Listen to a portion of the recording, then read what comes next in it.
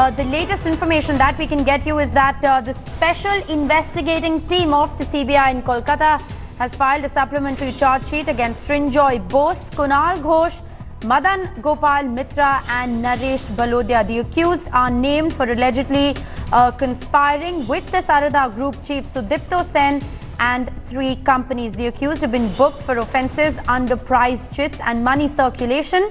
The companies named are Strategy Media, Sangbad Pratidin and Bengal Media. My colleague Manogya Loiwal joins me from Kolkata with the latest. Manogya, all these TMC MPs have in fact been named in the charge sheet. It was likely that their names would be featured, and just as well, all of them have in fact been named in that charge sheet.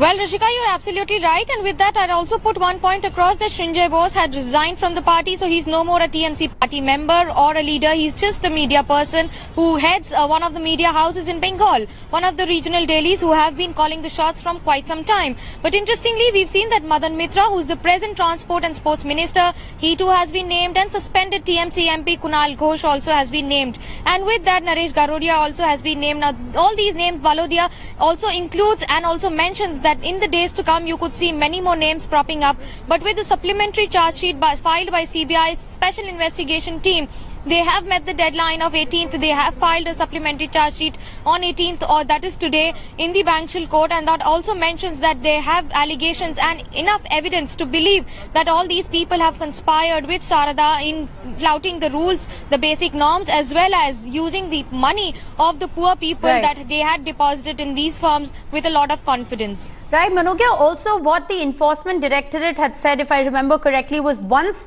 the CBI has filed the supplementary charge sheet, which is what the case is now, the ED would also be filing a separate charge sheet. So is this just the beginning, perhaps trouble only mounting for all those names that we've been talking about?